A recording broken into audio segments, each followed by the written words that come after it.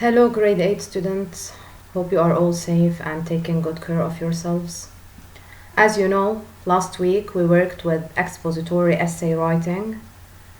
I gave you an introduction, you worked on the first body paragraph. So, we are going to continue our task in order to have a fully organized expository essay. Firstly, let's remember and refresh our minds with the first two parts that you worked as an assignment the last week.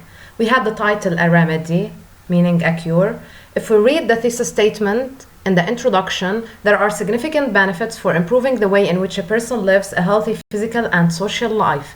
So, as you remember, we are going to discuss the healthy physical and social benefits. Okay, in the first body paragraph, we have regular healthy habits improve the personal hygiene of a person. The idea is stated in a complete sentence. So, as you wrote in the first part, you discussed the importance of following a healthy lifestyle on the physical level. And that was mentioned in the first body paragraph. Now we are going to continue the second body paragraph, which discusses the social importance. If you notice, as given here, the first sentence, which is underlined, is the topic sentence. If we read it, human beings are social members whose personal hygiene is implicative, meaning affective. It impacts on their relationships around. When I say on their relationships around, and when I mention social members, it means I am going to discuss the social level.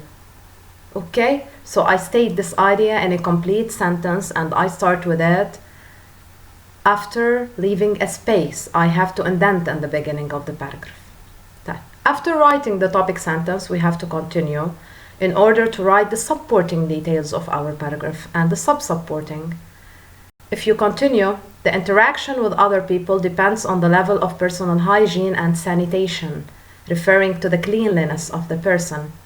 Low personal hygiene results in awful odors from accumulated sweat in the body. It means if a person doesn't care for his health and for his cleanliness, this will result in having bad smells because of the gathered smells and the sweat and the waste in his body. Thus, the social acceptance of the individual significantly reduces. People will not be encouraged to sit beside him or talk with him. It's because of having low personal hygiene. However, I have to use a transition in order to relate, and however is used to show contrast. Maintaining personal hygiene. In the previous sentence, we talked about low personal hygiene. In this one, we are moving to the opposite. What happens if we care for our personal health? So, maintaining personal hygiene helps to project a positive and attractive body image as well as the personality. In fact, cleanliness actually helps boost self-appreciation and self-esteem.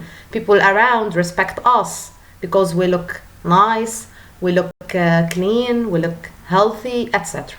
It takes confidence and other personal measures to follow up with life challenges at certain times. So, it gives us personal confidence when people start commenting how nice we look, how healthy we are.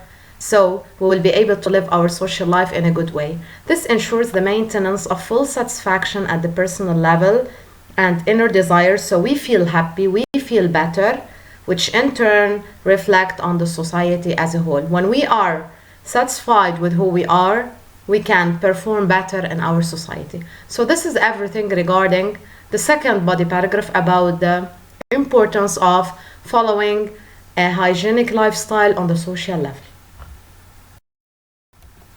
We reach the last part of our essay, which is the conclusion. What do we do in a conclusion? You should know that we shouldn't end with the last body paragraph. However, we should end with a conclusion. A conclusion is a separate paragraph. It's written alone in the end, and it reminds the reader of the thesis and the whole idea that was discussed in our essay. How do we write a well-organized conclusion? Firstly, we can end with a summary and final thought or comment.